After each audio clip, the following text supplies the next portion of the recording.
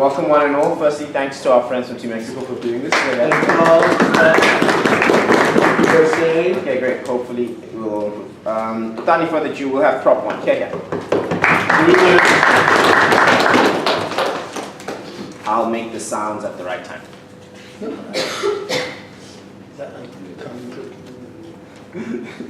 Sorry, we've been under rain. Got it. Russia is aggressive. Russia intends to take over Europe. Russia is a threat that needs to be contained, both militarily and ideologically. If this sounds familiar, it's because it's the same rhetoric the West used to stir up fear in the Cold War. But now it is the same rhetoric we use to justify NATO's posturing in Eastern Europe. But because we believe that creating the enemy constructs the threat, we are proud to propose the motion. This House believes that the NATO enhanced forward presence in Eastern Europe does more harm than good. A few things in this speech. First, 2 clarifications, then presenting our first 2 substantive arguments that are on how the enhanced forward presence decreases security of Eastern NATO members in the globe as a whole, and second, on the political harms to NATO. But before that, the first clarification we want to make in today's debate is that NATO's enhanced forward presence is the deployment of battalion-sized troops, around 1,500 each, in Poland, Latvia, Lithuania, and Estonia. Led by the UK, Canada, the US, and Germany, they've occupied host nations since mid-2017. But the second clarification we want to make is with our stance. We believe that there are better ways to defend the eastern border of NATO and to give security to these same countries. However, we also believe that the enhanced forward presence increases tension and doesn't provide security. Thus, our plan of action is threefold. We would first remove the current enhanced forward presence brigades that exist. But second, we would provide other forms of assistance to the Baltic states. For example, ways to improve their borders or internal policing and anti-tank and anti-aircraft military capacity. So essentially, defensive methods of security. But third, we believe that NATO should reconsider its overtly militarized antagonistic relationship with Russia. We also support diplomatic measures that follow in tradition with the 1997 NATO-Russia agreement. So with that, we also would like to make a fourth clarification on our stance, that we believe that NATO-Russian cooperation is essential in a world where Russia is key to solving some global issues, like ISIS, North Korea, and the refugee crisis stemming from the conflict within Syria. So with that, on to our first substantive argument, which is that the enhanced forward presence decreases the security of Eastern NATO members and the globe as a whole. NATO nations often justify the enhanced forward presence by saying it's going to increase security, but then controversially say that it's actually just a symbolic show of support and wouldn't actually provide a safety to these countries. Well, we think that unfortunately it doesn't play a deterrent role. 2 points under this argument. The first is that these forces do not result in substantive change. There are 3 layers of analysis for why this is true. First, let's talk about scale.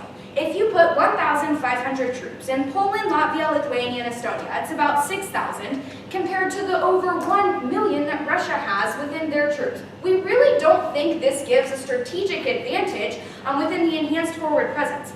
But second, the real deterrence is nuclear deterrence, and any marginal deterrence value that they on site opposition claim needs to be thought of in light of this background. But third, we do not think this agreement will strengthen Article 5. We don't think that Russia inherently has an incentive to test whether or not Article 5 is strong in the first place, because first, they would obviously lose when it comes to the entire international community in NATO coming against them within this issue, but second, because Putin would act because he has rational commitment to holding onto and preserving power. But the second point under our first argument is that the enhanced forward presence decreases security and increases Russia's threat. This would justify Russian aggression because in their own military doctrine they state they attack when they feel threatened. Encompassed under these threats are things such as NATO expansion and the deployment of foreign military troops within their borders. So we think that Russia is likely to push back against not only these nations, but the entire international community as a whole, but specifically members of NATO. We think they would do so through the same tactics they have historically used, such as increased domestic militarism and increased cyber attacks. We also think they would continue to pump fake news within the media outlets within these individual countries. However, we also think that the enhanced forward presence provides a tripwire and puts a target on the back of these 4 nations. What does that mean? Well, we think that a tripwire would provide a covert line to literally trick them to fall into a trap. It puts a target on the back of these four nations and gives Russia someone to blame and a policy to blame if they want to cause any harm. It is provoking Russia, not preventing them. But additionally, we think that in the status quo, Russia wants restored relations. They have reached out to resume cooperative military operations with NATO back in February. They also held and met cooperative meetings within March. We think the enhanced forward presence undermines this agreement and what they are trying to do within NATO. But with that, our second substantive argument is on political harms to NATO. First, we think that there is a very large false conception over what the enhanced forward presence actually is. It's not helpful for security improvement, and it doesn't provide unity for NATO. This is true for multiple reasons. First, because Russia uses this as a claim to increase political discord amongst Russian-speaking communities within the Baltics. We think this already happens whenever they constantly pump news into these systems that is not real. They state that their country is being attacked by the West. This has multiple impacts. It undermines the political stability of nations, and it makes it harder for these individuals to feel actually accepted within this community. It also justifies anti-EU sentiment within these countries. We recognize on side proposition that anti-Europe right already exists. However, the enhanced forward presence just intensifies it. It does so because it characterizes these four nations as pawns to be used between the United States and European powers and Russia. It also bolsters the rights rhetoric, which undermines human rights violations. But before I go on to explain this impact, I'll take your point. Do you think the annexation of Crimea was legitimate? And do you think that the international community should actively respond? We think the reason this happened is because the West made the first initiative. They tried to back the opposition. They provoked Russia to do so. That is why it actually happened. We don't agree with it, but we could have prevented it with our world without trying to do this policy. But additionally, we think that not only do you undermine human rights within the world of the opposition, you also account for much more accidents that can happen within individual troops. We would say that whenever you put multiple different troops from countries all across the globe, you take together different infrastructure, different strategies, and different ideals. Often, when you place all of these next to each other, accidents are bound to happen whenever it comes to the involvement in this cooperation. We think not only can these accidents happen with soldiers, they can also happen with civilians. It can make it harder for them to identify one type of policy to be put into place. That's what we're already seeing in the status quo.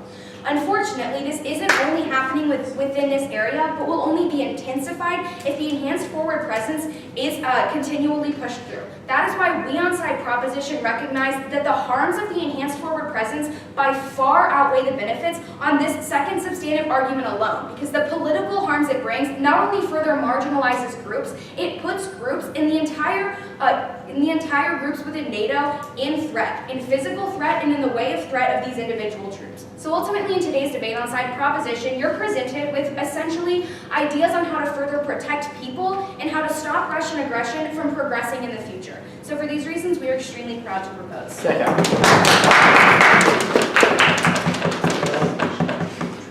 Thank that speaker for those remarks. We'll have opposition on. Check out.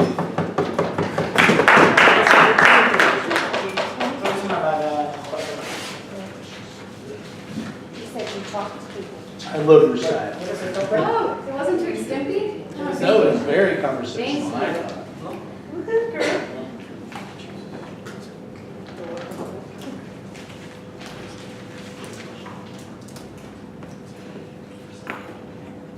Estonia's defense is composed of what is known as a league. Such a league made up of carpenters, loggers, and other professionals that meet once a month to do some kind of exercises to fight upon possible threat. Really, Estonia is defenseless. And today we think that when facing such threats on the borders and possible dangers, it is the least the responsibility of NATO to face their responsibility and bring up troops to fight possible dangers. Ultimately, we're so proud to be on the opposition. Three main arguments for you on this side of the bench. One, about the world order after 1945, two, credible commitment, and finally a third argument, which will be explained by our second speaker. But before going into any of the constructive, on today's rebuttal and framework for this debate.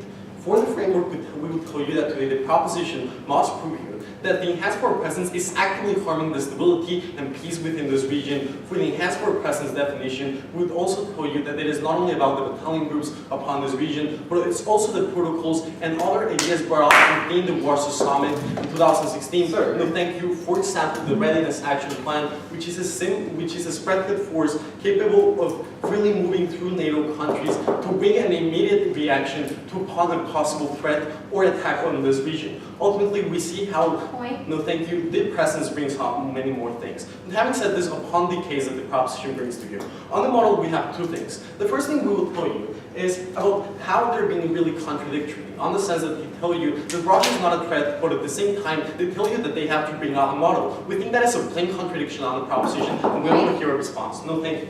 But second of all, we'll tell you that NATO's enhanced forward presence is far more than some battalion groups. They also have anti-ballistic missiles. They also have the Readiness Action Plan. No thank you, which involves many other things that they're telling you on their side that they will bring on the model. Having said this upon the first argument, where they tell you about the first thing, about the scale being too small. These we have two things. The first one is that NATO has more troops than 455,000 in this region. They also have some in Europe, and we think that if there was to be an attack, they can bring them immediately. This is also brought up, no thank you ma'am, within the Readiness Action Plan. But second of all, we'll tell you that it is beneficial to at least have 4,000, not only to give an immediate response, but second of all, to show the commitment of NATO. Secondly, they talk about how an attack, how this makes Russia to become more aggressive. We'll tell you to this one, not really. Russia is being aggressive on this region far before. We really don't see an exponentiation of aggressiveness or violence within here. And second of all, no thank you, we'll tell you that rather Russia operates in a different way.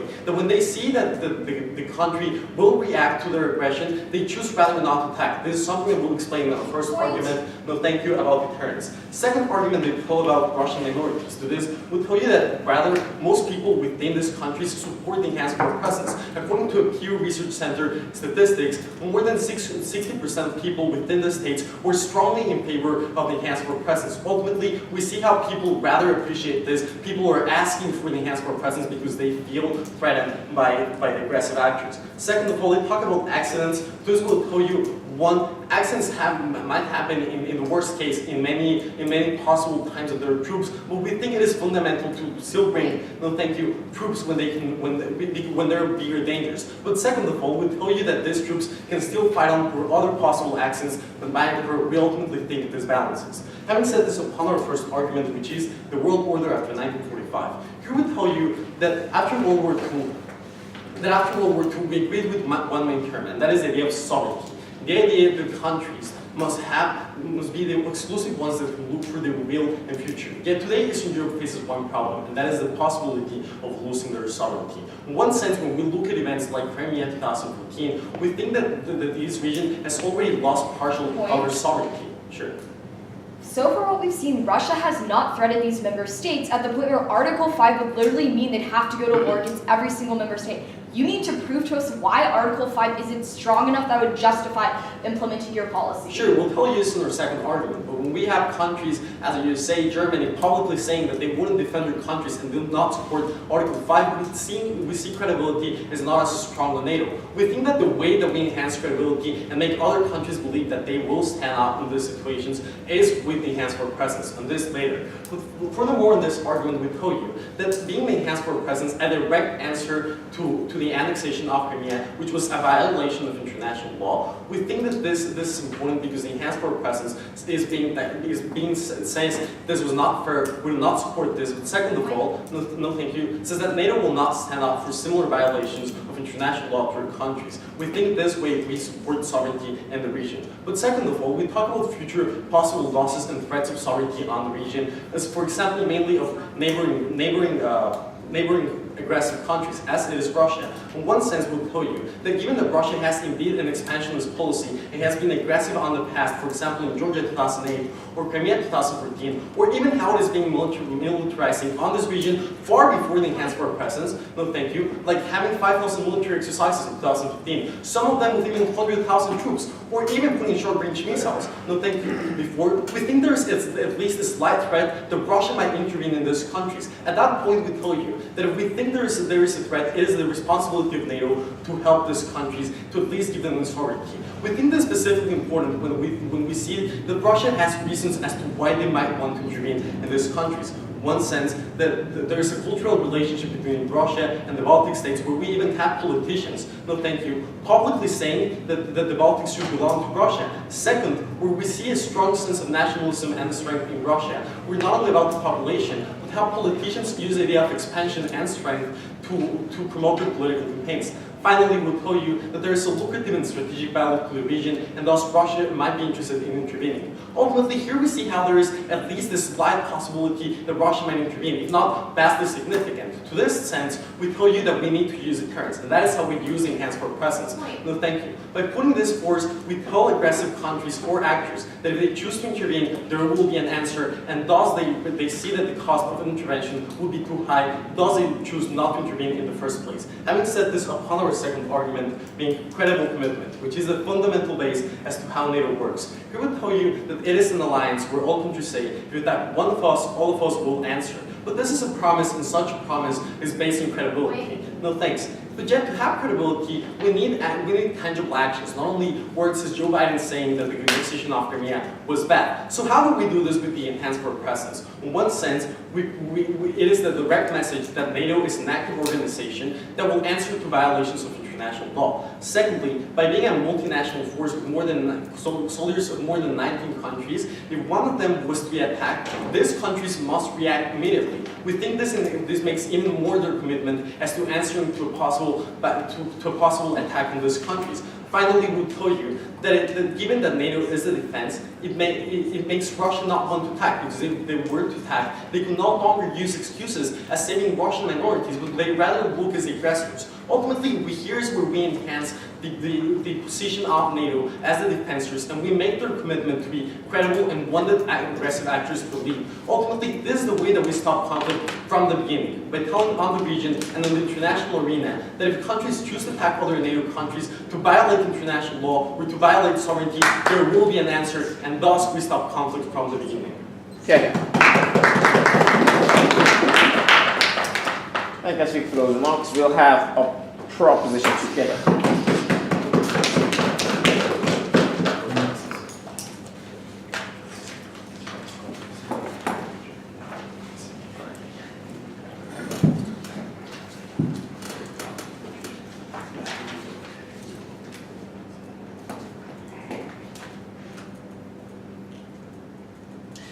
If Russia stationed 6,000 troops on the US-Canadian border and said, no, they're here to protect peace, they're here to protect stability, they're here to protect and foster a dialogue, I don't think the United States would respond with, well, yeah, sure, they're probably here to protect peace. Unfortunately, what side opposition's narrative doesn't recognize is the fact that Russia sees the NATO EFP as inherently aggressive, as inherently militaristic. And so all the problems of militarism that you see on their side of the house get intensified because of EFP in the first place. 2 points of rebuttal. First, on the idea that their side somehow addresses aggression, and second, on how we best protect NATO. But first, a quick clarification on our stance. What they ask us in Opposition 1 is, well, if Russia isn't a threat, why do you have defensive security measures? What we tell you, what we told you in Proposition 1, is we think the importance of defensive security measures is such that it provides a defense in the event that Russia attacks. But what we would say is the way that you cause aggression in the first place is with measures that are seen to be aggressive. This looks like the EFP. So when they talk to us about ballistic missiles, what we would tell you is, first of all, it's not really included within the EFP. We think NATO does it already. Then when they talk to us about the Readiness Action Protocol, we've seen countless Readiness Action Protocols before. We don't think that any of this is inherent to their side and can be claimed by our side too. What are we debating? We are debating the enhanced forward presence. We are not debating whether Russian aggression is good or bad, because I don't think Proposition is trying to justify that. Instead, what we tell you is that while these acts of aggression are justified, they certainly are far more likely to occur under their side of the house. Let's go to the first point of rebuttal on whether or not today our policy reduces Russian aggression. They have two arguments in this round, but they're actually more like one. Because the first idea, this world order, is just a point of argumentation about why Russia is likely to invade, and then their second substantive argument is how their side of the house stops Russian aggression. Basically, when Colin asks them in a point of information, does their side think that Article 5 is strong enough? They say no, because the US and Germany have stood against it. Why is the deterrent actually strong enough?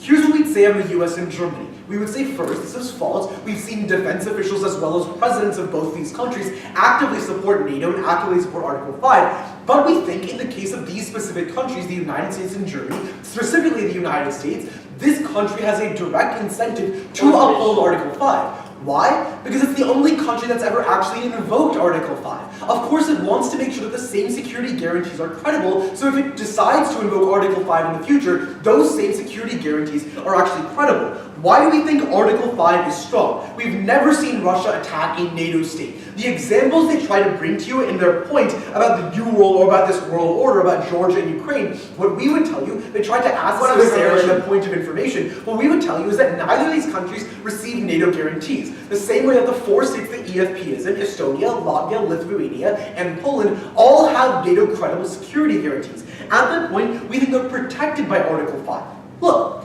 here's what their side stance is. Let's give Bill Gates more money. We don't think Article 5 needs to be any stronger than it actually is. But the second point in this is that we'd say this increases the likelihood of aggression, but not for the states that are protected by NATO, but rather for the states that are not. Because what happens is that Russia has to look strong in response to what it sees as foreign aggression on its borders. So how has Putin responded in the past? When the United States, the day the United States decided to fund the rebels in Syria, Russia responded by conducting airstrikes on behalf of Bashar al-Assad. So what do we think actually happens under their side of the house? When we have the enhanced forward presence, all we're actually going to see is more violence in non-NATO allies like Moldova, like Georgia, like Ukraine. All their side of the house does is increase aggression in all of these states. We don't think their side creates a better world order or actually creates credible commitment. Now let's go to the second point about whether this EFP is actually going to be able to strengthen NATO. This is largely what we tell you in our second argument. How do they respond to our second argument? By basically telling us that 60% of people in these states favor the enhanced forward presence. Yes!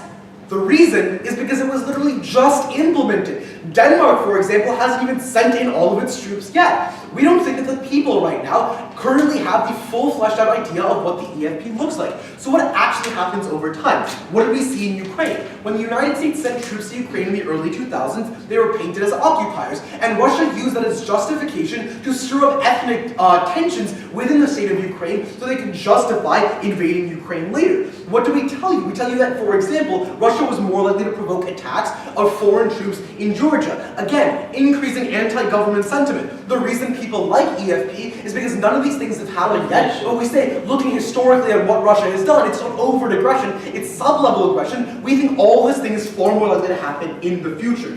Why is this so important? First, we talked about anti-European Union sentiment. We think that's very important because essentially what happens is the people in these countries turn against NATO. But we think it's far more important that what you actually see is an increase in anti-NATO sentiment coming from Western nations because they think with the EFP that these countries are effectively freeloading. So all countries involved in NATO are far more likely to turn against NATO policies in the first place, decreasing the likelihood that it ever serves as a credible security guarantee, just like their side of the house wants. Yes? If Russia isn't aggressive on the first place, why were they carrying military exercises in the region prior to the EFP? Okay, so Russia is right now carrying out military exercises known as Zapad. They deployed 100,000 forces and are planning to do so in September. The reason why they say they're going to do this is because of the enhanced forward presence brigades. So, here's their narrative. Their narrative is that Russia is aggressing and we need to stop them. What's our narrative? In the 8 months after NATO cut off cooperation with Russia, there were 40 close military encounters, one of which almost downed a plane traveling from Denmark that had 126 people on it. Our narrative here is that more accidents are far more likely to happen, especially when you see such poor interoperability on our side of the house. They would tell you there are bigger dangers. We think the real danger is that Russia uses these accidents to justify increasing aggression in other states. Let's go to our third argument about how this violates international law and weakens NATO. So first, what is the founding agreement by which Russia-NATO cooperation is detailed on? It's the 1997 Framework for Cooperation. what it did is bolster cooperation. So it served as the framework for Russia providing logistic support to the war in Afghanistan. It ensured US-Russia cooperation in dismantling former Soviet bloc nuclear weapons. What it actually says is that NATO will carry out collective defense by ensuring necessary interoperability, integration, capability for reinforcement, rather than by additional placement stationing or additional permanent stationing of combat forces, like the EFP actually is. So, the second idea we need to think about is why this is clearly a violation in the Russian eyes. First, because it's an establishment of a foreign military base on its border, but second, because it's a permanent military force of US, German, Canadian, and British forces on its border. So why do we think it's so important that Russia is more likely to turn against the act under their side of the house? Because the act has value in that it provides boundaries. So what you do with the EFP is you provide an excuse for Russia to flout the terms of international law. Look, we don't justify Russian aggression, we don't support Russian aggression. But the debate comes down to this. Does EFP do more harm than good? At the point where we would tell you that the enhanced forward presence is far more likely to increase aggression, and at the same time, all it does is provide a symbolic guarantee, we don't somehow see how 6,000 troops deter even the 100,000 that are in the military exercises. We think the answer is clear. Less aggression, less lives lost, that's the narrative that we support on proposition.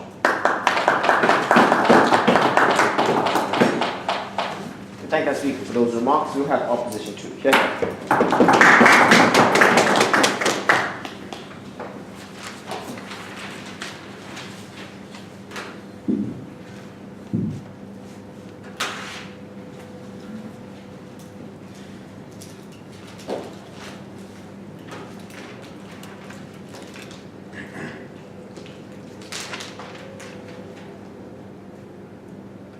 Back in 2015, Russian officials crossed the border into Estonia. They kidnapped one of their government officials, came back, and no action was taken. This shows two things. First of all, Russian aggression is a realistic threat that faced and warranted Eastern Europe action prior to the enhanced forward presence. But what is the second thing? It shows that countries, and NATO specifically, does have a duty to uphold sovereignty, because without credible self-defense, there can be no stability in Eastern Europe whatsoever. A second proposition of my own team's third argument, that of priorities in order. I'll further re-strengthen my own team's case. Before that, two strategic mistakes on the side of the House. First of all, they forgot to re-strengthen their model, which is particularly problematic because we mentioned one main contradiction. You see, their model supports enhancing border security in the Baltic states. They support creating things such as anti-ballistic missiles, which A, already exist under the EFP, but second of all, their second speaker conceded that they are a means of defense. So what is the problem here? You have a side of the House that says Russia is not a threat and placing troops is problematic because it increases aggression. No, thank you. But they simultaneously support more troops and thus more Russian response. So we think that this is a problem because at least it makes the side of the House principally inconsistent. Their second mistake is, no thank you, in our first argument we told you about the idea of sovereignty, that the main benefit of the enhanced forward presence is sending the message not only to Russia but to the world that a violation of sovereignty cannot be supported. We think that dropping this is at least conceding that countries' sovereignty should be undermined and that Russia was at least partially legitimate in annexing another state. We don't abide by this. But now, let's go over their case. In their first argument, they start talking to you about less security, how troops aren't really going to be defended. Well, first of all, we told you, we're not just talking about 4,500 troops, right? We told you how NATO has over 2 million troops in Europe, no thank you. So here we go, no thank you, into their other offense, which is, why isn't Article 5 enough, and why does NATO's enhanced forward presence guarantee? You see, the Baltic states, by not having any NATO member presence, they don't really force countries to defend them, right? NATO can't force Article 5 to be enacted or other countries to defend them. It creates uncredible commitment. No thank you. So how do we guarantee this? We tell you that the enhanced forward presence is large NATO action taken by more than 15 countries on NATO. What is the impact of this? Firstly, if a nation is attacking the enhanced forward presence, it means that now they're enacting an act upon and violence upon the majority of NATO troops. So this at least doesn't need Article 5 to be enacted because countries can now justify a legitimate response to increase defense, no thank you, within Eastern Europe. It means we don't need to rely on whether Article 5 will be enacted or not in order to increase stability within Europe. In their second argument, they told you two things. First of all, well, this isn't really important and accidents are likely to happen, and here we push them to prove it, right? We push them to prove that Russian aggression is a likely scenario, particularly because the enhanced forward presence has been enacted for more than 6 months now, and we push them to prove that troops will actually have accidents. You see, they could have talked about aggression in one of two examples. They could have told you about the military exercises in Kaliningrad, such as a pod. Well, we don't think this applies as aggression because these examples were already happening prior to the enhanced forward presence, and they don't really show escalation on behalf of Russia. Second of all, they could have talked to you about how troops are now being placed on Eastern Europe's border, but as they themselves mentioned, this was already part of a military expansionist plan. So no, we don't think Russia will be more aggressive until they stand up and prove that. We don't think troops will be more aggressive until they stand up to prove that. Lastly, will minorities be enacted? No, we really don't think so. You're right, we told you about 60% support in, for example, Lithuania, but there's also 90% support in Kosovo, for example. We think that at the moment in which people feel largely protected by NATO, there isn't really cause for revolt. Lastly, enhanced forward presence doesn't really prevent minorities from going back to Russia, not an issue. On their third argument about telling you why this isn't legitimate, they cautiously left out what the Act really says, right? So they tell you that the Act focuses on NATO's collective defense. So to that degree, the enhanced forward presence isn't a legal violation of international law per se, because the enhanced forward presence is purely defensive. You see, 4,500 troops isn't enough to, let's say, incur an invasion against Russia. It isn't actively aggressive. It only promotes self-defense from a potential Russian attack. But second of all, we tell you that if they want to talk about international law, we think it is a violation of international law to annex a nation. We think that at a moment in which Russia violates international law and there is no response by NATO, that is a further harm than any potential violation on the side of NATO. Yes, ma'am. Russia could reach these nations just as fast as the EFP, but they have Germany could reach them, but they have 180,000 troops without the threat of provoking Russia. Why isn't this a good alternative? I understand your point. First of all, we already told you how the EFP is necessary in order to trigger a more immediate response. Even though there may be troops within the region, we think that NATO still has the commitment to show its members that it is willing to abide by their protection. But why is this protection important? Let's go into our own team's third argument, that of priorities and order.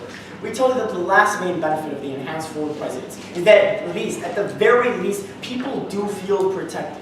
We told you how many states, such as Lithuania, Latvia, and Estonia, didn't just actively invite NATO security, meaning that they are promoting their own right to self-defense, a right already supported by the side of proposition. But we told you that at the moment in which states are inviting NATO to protect them, and at the moment in which, according to Pew, a lot of people, 60 to 90% of individuals, do feel protected. To that extent, you do increase overall security, and you do so through two main means. First of all, yes, through the Readiness Action Plan. We told you how the Warsaw Summit, at establishing NATO's enhanced forward presence, also supported the creation of a Schengen zone, which is free military movement throughout Europe. Not only is this part of the enhanced forward presence, but the enhanced forward presence even mobilizes this to an extent unforeseen before. It does so through the Readiness Action Plan, which creates a spearhead force that can very quickly and effectively move within Europe to promote security not only to NATO within Eastern Europe, but also to provide support to allies in Northern Africa and the Middle East from potential non-state actors threats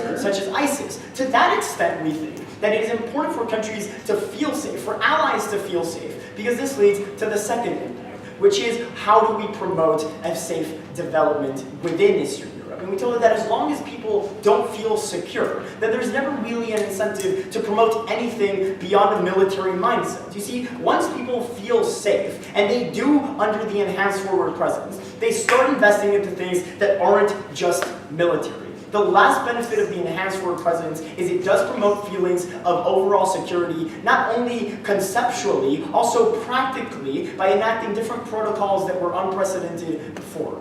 But lastly, let's go over and re-strengthen our own team's case. In their first argument, they told us, well, there's no NATO guarantee. There's no reason why Article 5 isn't enough. We told you that there is, particularly when the Baltics are newer states. They did ask NATO to show more commitment to defense, and once again, if they don't feel safe, we think it is NATO's obligation to further security. Second of all, we told you three main reasons why Russia would attack. We told you about nationalism, expansionism, which they supported was historically Russian foreign policy. But lastly, we told you about the strategic effects within the Baltics. These three reasons do constitute why Russia is a realistic threat. And on our second argument, once again on credible commitment, we tell you not only is this commitment important for nations within Eastern Europe, it's also important for allies in, once again, in Northern Africa and the Middle East, which didn't feel protected. We tell you that protection is imperative not only towards promoting stability and defense for the self, it's also important to create an atmosphere where development can happen. We support the EFP because it is the only way to do this. Okay. Thank that speaker for those fine remarks. We will have proposition 3. Okay.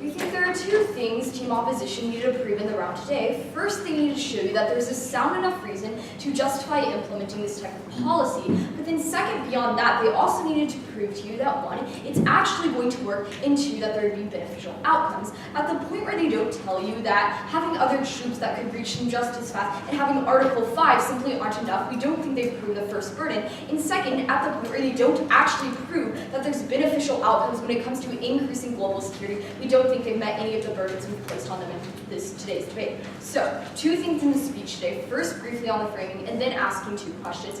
One, is EFP justified in the first place? And second, which side is truly going to better global stability? So, going really quickly on this model quibble they bring up about how we supposedly have this contradiction where we say Russia's a threat, but until all these things we line out. What we think is the difference is on our side, we give you very key policies that would be defensive policies. What they try to tell you is they're giving you offensive. We think that's where we draw the line where Russia always feels threatened when we have offensive policies going in. That was the distinction that's very clear since the first speech. So, going to the first question, Dave, do we think they're justified in the first place? We agree with them that no, we don't condone Russian expansion and aggression, but what we tell you is that when they try to tell you we need some type of answer to this aggression, we don't think EFP is a legitimate answer when it comes specifically to the case that they outline with Ukraine for two reasons. First of all, we would say having the hands-forward presence in these 4 member states literally has nothing to do with bringing sovereignty back to Crimea in the first place at all. But second of all, we would tell you we think the West and NATO as a whole has already given a pretty clear answer to Russian expansion. It's through sanctions. Quite frankly, they need to prove to you why this symbolic strength on the border is somehow a bigger and better answer than sanctions literally dismantling the Russian economy. We don't think they've done that in this speech, in this debate today. But second of all, what we've asked them to do is prove to us why Article 5 simply isn't strong enough. All they really say is other countries really just don't want to protect these states in the Baltic region. We say one, that doesn't make sense at all that they don't want to invoke Article 5, but that they're threatened at the point where they're willing to send troops to support the enhanced forward presence. We think that's a big contradiction on their side. But second, we would say they have a direct incentive to go through with Article 5 at the point where Article 5 would protect them too, if need be. But thirdly, we think if they were to, not actually go forward with Article 5, doing so literally violates the purpose of NATO. Without it, there wouldn't be a reason to have it in the first place. We don't think that makes sense. But second of all, when it comes to is it even justified in the first place, what we made very clear is Russia hasn't ever tried to attack, hasn't ever tried to invade these 4 member states. Why? Because they don't want to go in a full-fledged war with NATO. That's why they've literally never attacked any member state. That's why they never even have tried to when it comes to these states that are even so close to them. We haven't actually heard a real answer when it comes to why Russia wouldn't have that incentive in the first place. So why is this important? Because it shows you that on their side, they don't create a justified reason enough of why we need to have the enhanced forward presence in the first place. But going to the second question today about which side betters global stability, I think first it's important to ask ourselves, does it even work in the first place?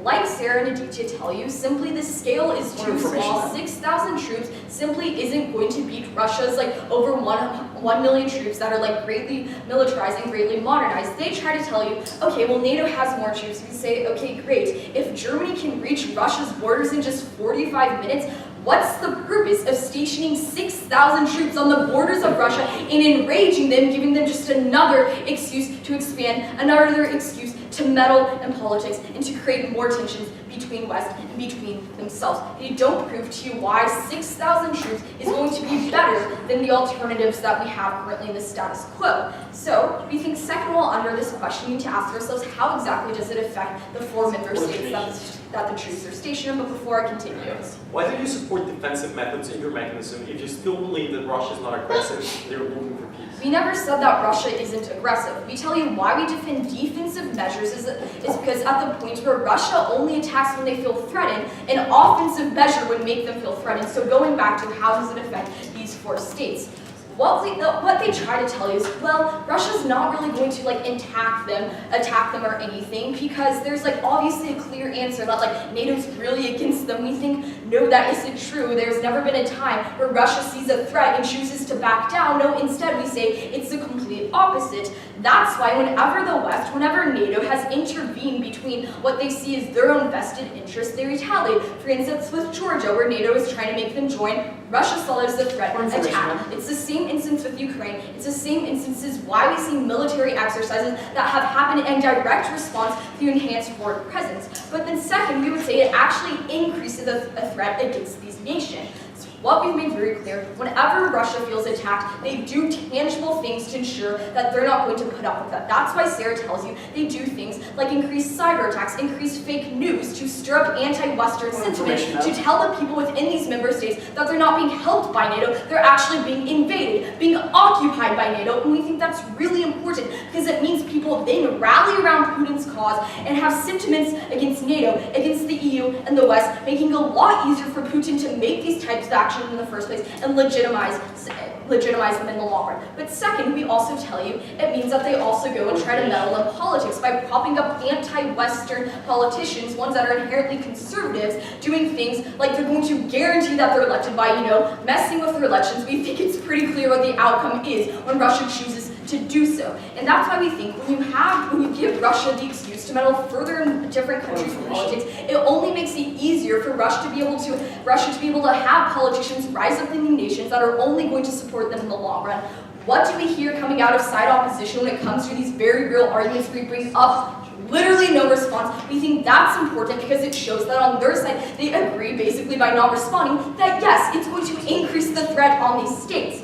But when they try to tell you, well, not really, because these states say they want to have somebody there to protect them, and apparently enhanced forward presence makes them feel so safe. We tell you, no, that's just wrong. Instead, we see that people feel like they're caught in the crossfire between NATO and between Russia. They feel like they're simply pawns in a game. We don't think people actually have this symbolic safeness. We don't think any type of symbolic measure is going to matter that much at the point where the symbolic measure actually increases the threats against them. But thirdly, we would ask ourselves, how does this affect global security? Like we made very clear at the top of our speech, we think we need to keep, diplomatic ties between Russia and between the West when it comes to dismantling global issues such as the war in Syria. At the point where we tell Assad is the only one that's willing to listen to Russia, probably the answer to being able to get key concessions of Assad isn't just for the West to intervene or isn't just for Russia to intervene, it's for both to work together. But when you do things like create threats against Russia, when you do things like violate the very founding agreement between NATO and Russia, Russia isn't going to want to keep diplomatic ties between the West, between NATO. They're simply only going to want to do things that they know is going to make NATO and the West angry. And we think when it comes to that, that's what's going to make things like trying to address the war in Syria from happening. It's going to make things like political stability just only increase. So what do we see when the rounds come so close?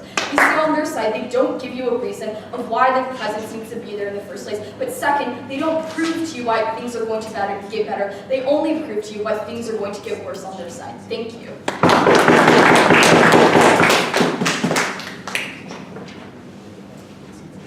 Thank you, Speaker, for the remarks. We have opposition speaker. Checkers.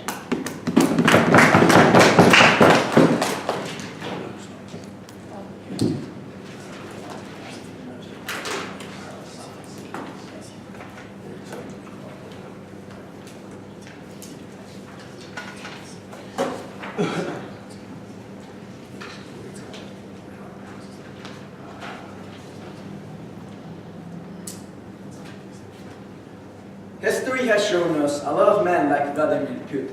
Strong leaders that use their military to bully smaller countries, that ultimately they defy sovereignty, and there is absolutely no one to challenge. And the opposition, we are firm believers that these leaders, these demagogues, they will not stop unless there's an equal or bigger force to do so. That is why we're proud to oppose this motion. Now, 3 points of clash in this debate. The first one, that of regional stability. Second one, that of international playing field. And the third one, that of perception of safety. But before we go into the points of clash, let us highlight some of the biggest mistakes of team proposition. First of all, we do think that the fact that they bring a model in which they tell us that we have to enforce the border, we have to increase security, and we have to place anti-ballistic missiles is contradicting their stance. Because what they're basically telling us by doing so is that they acknowledge that Russia is a threat and that the Baltic states should have specific precautions towards that country. Furthermore, they told us that this is not so. Another huge problem is that they tell us that the enhanced forward presence will be seen as very offensive. However, they also tell us that the enhanced forward presence is absolutely nothing and will not be able to do anything against Russia.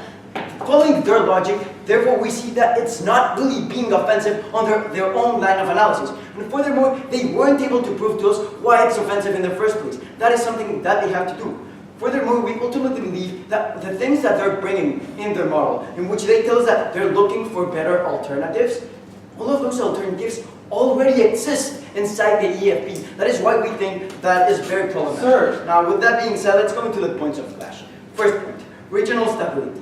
What they tell us, the first thing, is that this is problematic because you will create chaos inside Eastern Europe. First of all, they tell us that this is only symbolic and therefore it's problematic. First of all, we tell you that even if it was only to be symbolic, it is still better than having absolutely no symbol at all. Secondly, we tell you that the fact that there are only 4,500 troops only shows the commitment that if these troops are to be attacked, more troops will be mobilized. The fact that there are troops of the US, of UK, of Germany only sends a bigger message that these countries, which have a very big military power, ultimately will retaliate if Russia is to attack those nations. That is why we don't think of these stands. Furthermore, they tell us that they attack when they are threatened. Russia is aggressive when they feel they're being threatened. What we tell you is that Russia has already attacked. Russia already invaded Crimea. They already invaded Georgia without really feeling threatened. We tell you that we are not the ones being offensive. We tell you that it is Russia. By defying their sovereignty and literally breaking all of international law, they are the ones that are actively being aggressive inside the region. Furthermore, we ultimately tell you that they didn't bring any real proof as to how Russia is being aggressive. Because they state that throughout the bunch, but they give us absolutely no examples. The only thing that they told us is about the CPAD exercise, which was already scheduled before the EFP was in place. All of their evidence and all of their analysis literally has absolutely no proof. Furthermore, they tell us that there will be accidents, that because you have troops, there will be more accidents. First of all, we tell you this is very unlikely to happen. The fact that they didn't even provide us an example of how accidents are happening only gives us the idea that accidents won't happen in the first place. Furthermore, they also tell us, and no thank you ma'am, that you will increase the likelihood of aggression. As we already mentioned, this is already happening. But what we told you on the side of the opposition is that Russia does have several reasons to why they would invade the Baltic states in the first place. We do that this would actually make Russia seem as a strong country. Furthermore, that region actually has strategic value. That is why even if there is a very small possibility of Russia even invading, that is why the EFP is still better. Because you're still giving a tangible impact and a tangible benefit that is enough to protect these nations. We ultimately think that this is better than having absolutely anything. Furthermore, the fact that this is a response to abuse, something that was never really contested by side proposition. We told you that the EFP is a direct response to Crimea. The problem that there wasn't a response by the international community only gives the sense to these leaders that they're invincible. Only presents the idea to Russia that they can do whatever they want and there will be absolutely no response. That is why we think it is very important to place troops and to show that the cost of war is being risen. Yes, ma'am. You say that we can't use alternatives like German forces because they aren't fast enough. How do you expect 6,000 troops to take on the immediate threat of 1 million? I think I understand your point now. Even if 4,500 troops are not able to counter 1 million troops, we still think that those professional troops are better than leaving them defenseless. And furthermore, we also told you how these troops are not the only ones that go. We also told you that NATO is willing to mobilize troops into those countries. Those are only the temporary troops that we placed there. Now let's go to the second point, that of the international playing field. Team Proposition brought their third argument in which they told us that you're violating international law, you're taking away legitimacy. Firstly, their third speaker never in a way, never reinforced this idea during her speech. But what we tell you here is that it's not that you're giving a way for Russia to break all of these international treaties. They already did this in the first place. They are the ones that broke international law in the first place. That is why, first of all, NATO is not breaking any law by placing those troops there in the first place. And second of all, the fact that Russia broke it in the first place only justifies NATO to have those troops in the Baltic states. We do that. Having those troops there sets the precedent that even countries such as Russia, even military superpowers, they will be defied whenever they break this kind of international law. Furthermore, they also brought the idea that you're limiting cooperation between these nations. First of all, they didn't really bring any example. Second of all, we respond by saying that there was during last month at the G20 summit, there was a ceasefire between Russia and the United States. They actually came and discussed about the ceasefire, and they came into an agreement. This actively proves that they're actually cooperating in the first place. They never gave us an example of how this was hindering cooperations, and in the opposition, we actually tell you that they are actively cooperating in other areas. That is why, regarding international playing field, it is very important to show that NATO as an organization is very committed to defend things such as sovereignty, especially because when we're talking about NATO, we're active in many other regions of the world. With that being said, let's go into the third point, that of the perception of safety. Team Proposition stood up here and they told us that we would be harming the politics and the safety inside those countries. Their biggest point was that of ethnic Russian minorities. First of all, we tell you that even if there are many ethnic minorities, they don't necessarily identify themselves with the Kremlin regime. Second of all, what we tell you here is that there is absolutely no evidence to how these minorities inside those Baltic states have been radicalized. Furthermore, we also tell you that if they were to be radicalized, we tell you that the EFP is much better to have there in the first place because they're able to confront those violent protests that Team Proposition is claiming from the start. Second of all the damages that they claim that Russia will do, such as cyber attacks, such as propaganda, such as fueling fear that the West is the big bad wolf, they're already doing it in the first place. They already have that under their side. What we tell you here is that the EFP is something to mitigate, to diminish all of those damages that are already happening. Furthermore, we also tell you that all these extremists and all these ethnic minorities actively becoming violent are much bigger under your side. Because what we tell you is that the vast majority of people feel protected with the EFP, something that they never responded. And that is why we believe that when people feel protected, they're less likely to recur to actions such as this. So ultimately, when we analyze that the Baltic states asked for this, when we truly analyze that Russia has systematically been aggressive towards other nations and actually poses a threat, on the side of the opposition, we believe that it is our duty to make them stop. Thank that speaker for those remarks. We'll have the opposition reply.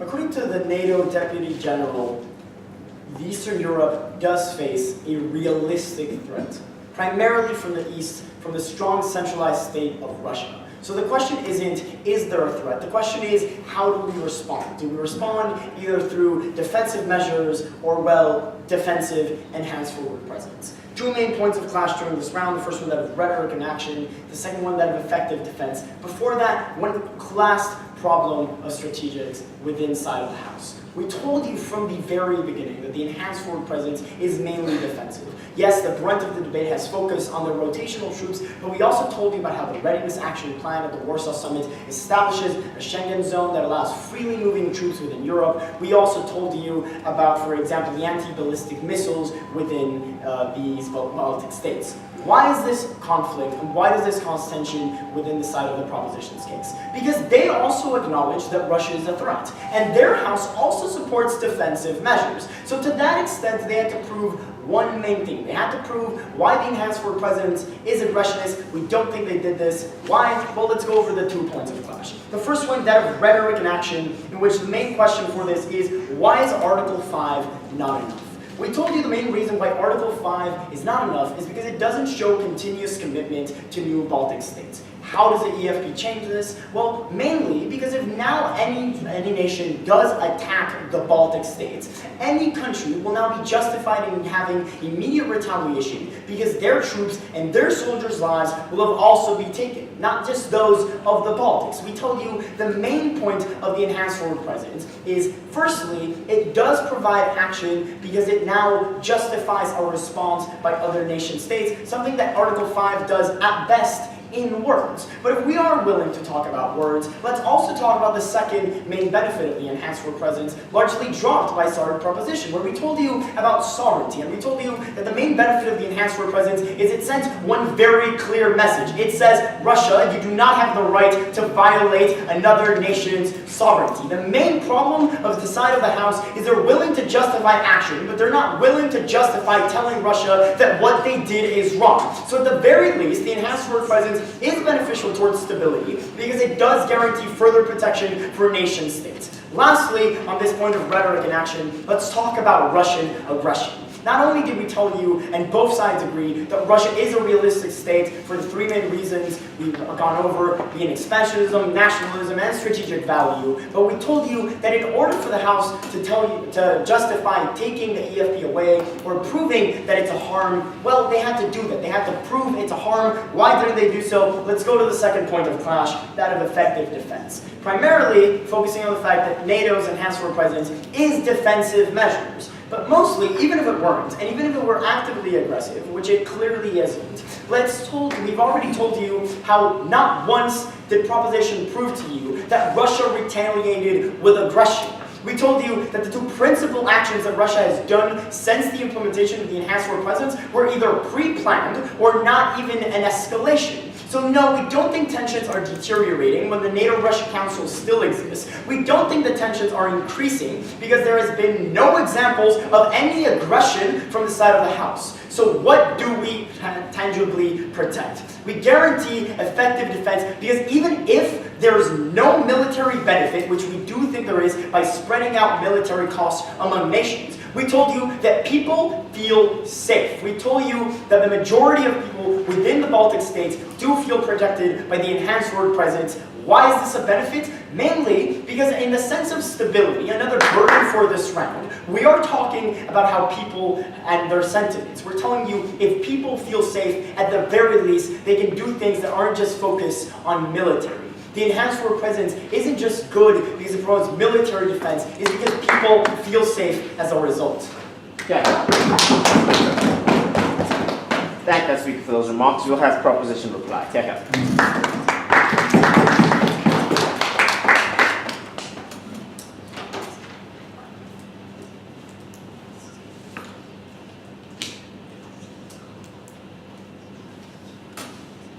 Russia is a threat, that's what they say is their first argument. This EFP is a deterrent, that's what they say is their second argument, and people feel safe because of this deterrent. Those aren't 3 separate arguments. That's one story that you hear coming out of opposition.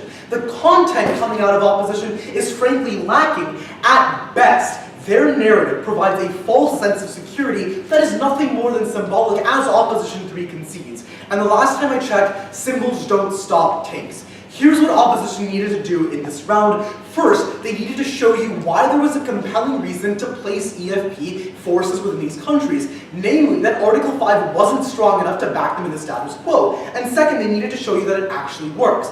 They didn't prove these things. 2 questions this round. First, whether there's a deterrent. Second, which side increases Russian aggression. First, whether there's a deterrent existing on our side of the House. This is frankly their best argument, that the EFP provides a compelling deterrent. It's their best argument because it's also their only argument. So, first, we would say that NATO countries are structurally different from Georgia and Ukraine. They make the argument that you have sovereignty violations. The only examples they point to are Georgia and Ukraine. What did we tell you through first, second, and third, all down government bench? Neither of these countries were protected by Article 5. Why is Article 5 actually strong? What we tell you is that countries have an incentive to keep it strong in the event that one day they call on Article 5 themselves. The US is the only country that's ever invoked Article 5. We think that's a pretty compelling reason to make sure that it can call on Article 5 in the future. They never tell you why Article 5 isn't strong enough that it necessitates the meager number of 6,000 troops being depleted, which takes us to the third point about this deterrent argument, that we don't think this is actually a credible deterrent. Let's take them at their highest ground. Let's say that Article 5 isn't strong enough. First, the scale of troops is completely unrepresentative. When you have 6,000 troops being deployed and saying, well, that's a credible deterrent, we don't think it's actually a credible deterrent. But second, we think because of the lack of interoperability, which is again something we've extended down the bench, we tell you that these troops simply put can't work together. We prefer the alternative, for example, where we tell you Germany has forces that could reach conflict zones in far less time without the aggression that Russia feels. That takes us on to the second point, which side best decreases Russian aggression. So, first, let's talk about why the EFP is inherently offensive. First, a note on this. Their stance on the EFP has evolved. Opposition 1, it was that EFP is a deterrent against Russia. Opposition 2, it was EFP protects North Africa. I think a simple geography lesson would show you why that's not true. But their stance in Opposition 3 was that EFP cracks down on violent protests. I'm confused as to what they think the enhanced forward presence is actually doing. Why is it actually offensive? First, we tell you it violates the text of the 1997 pact. Second, because Russia sees these as like another foreign military base, as a further sign of military encirclement. And third, what we told you in second is that Russian people themselves see it as anti-West or as Western aggression. Putin needs to look strong in response to this. As such, we think they treat it as offensive. Fourth, we'd say that defensive missile systems, for example, which is what our side stands for, is completely different from stationing offensive troops. Let's look at Zapad. They say there are no consequences. Look, Sergei Lavrov literally said it's a response to EFP. It wasn't pre-planned. This is a response to EFP. Why does our side of the house create Russian, or why does their side of the house create Russian aggression? Look, on neither side of the house will you see Russia attack any of the four states. So what actually happens? First, an increase in aggression against non-NATO allies. We told you this in second, that Russia would respond against states like Moldova, Georgia, and Ukraine. No response from opposition. Second, a point about international law. Their only response here was that Russia violated international law first. First, that doesn't justify NATO violating international law. Second, what happens is that Russia uses that as propaganda and uses that as further reasons to flout international law. And third, that decreases the framework for cooperation that can provide an end to things like the Syrian military conflict. At the end of the day, their side stands for symbolism that provides a false sense of security. Our side stands for combating the aggression that Russia has right now.